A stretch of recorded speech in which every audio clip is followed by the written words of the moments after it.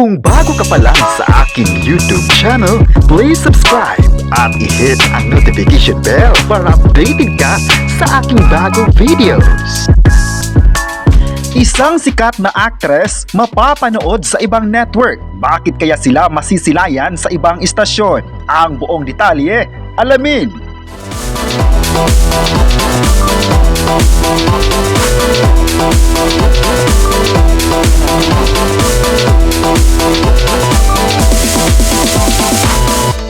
Ngayong tanghali, mainit na tinutukan ng netizens ang pagiging part ng sikat na actress ng industriya, Vina Morales, sa ibang network. Sa bagong balita, mapapanood nga ang actress na ito sa pinakabagong handog ng GMA Network na serye Cruz vs. Cruz. Ang Cruz vs. Cruz ay isang serye ng Kapuso Network kung saan kaabang-abang ito sa mga viewers. Marami nga ang nagulat dahil nagbalik ang actress sa kanyang dating network ng halos 25 years. Sa 40 years niya sa showbiz, ay maraming mga achievements ang nakuha niya sa serye man, hosting at maging sa movies, kaya hindi mawala sa isip ng mga tagahanga niya kung bakit nilisan niya ang bakuran ng ABS-CBN.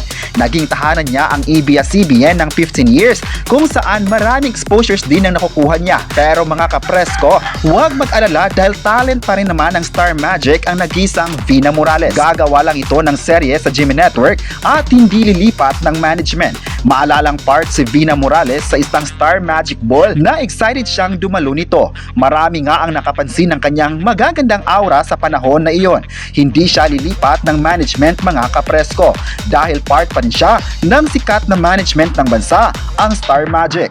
Ang Star Magic ay ang talent management arm ng ABS-CBN kung saan nakapagbuo ito ng maraming artist sa bansa na kuminang talaga ang showbiz career nito. Marami kasi ang nagulat at naghinayang na umalis na ito sa ABS-CBN.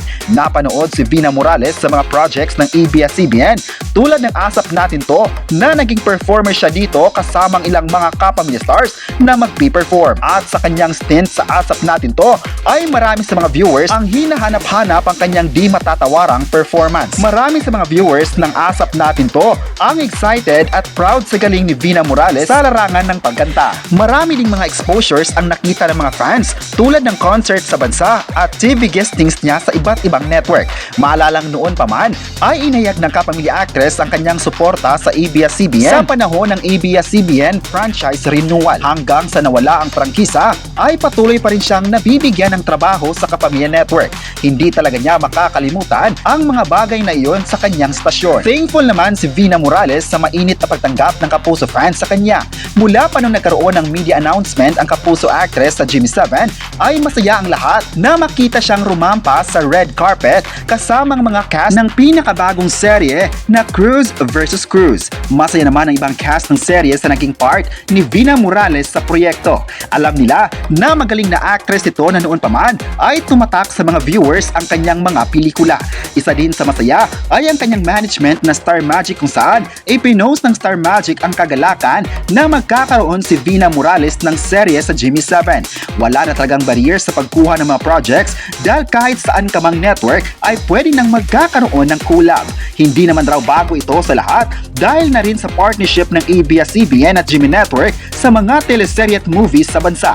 Sa partnership nga ay nagbukas ito ng malaking reach sa dalawang network. Sinisimula ng partnership ng dalawa sa pamamagitan ng isang serye na Unbreak My Heart, noontime shows, reality program at movies. Kaya hindi na mabilang ang mga opportunities na nakuha ng dalawang content providers sa bansa. Marami talaga ang proud sa ipinakitang transition ng network na malaking tulong din sa mga artist na ito. At sa sitwasyon ni Vina Morales, masaya ang lahat sa kanyang participation sa Cruz vs. Cruz na nag-trending online ang mga videos niya kung saan napanood na muli si Vina Morales sa serye. Dahil matagal na rin hindi ito napapanood dahil busy sa kanyang hosting at performance sa ASAP stage.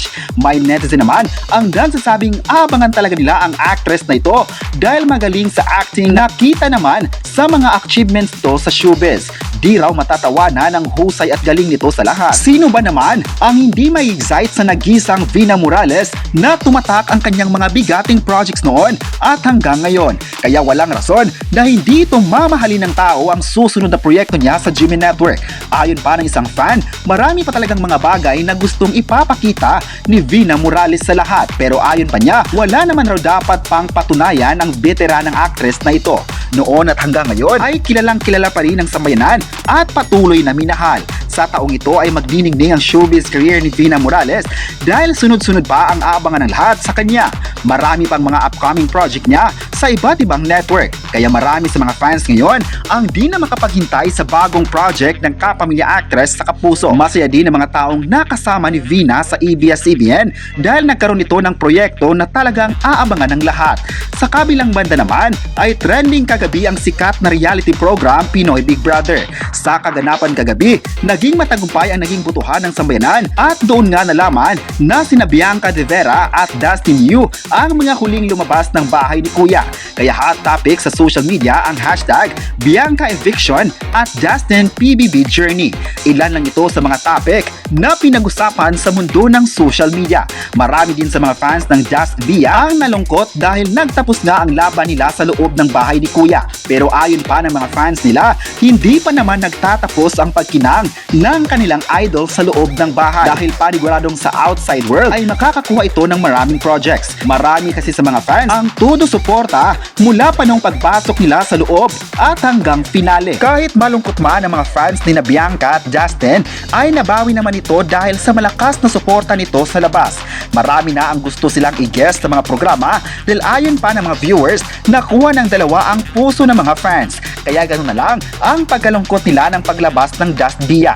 Marami na rin sa ngayon ang umaasang mabibigyan ng malaking exposure ang dalawa dahil deserve nila ito.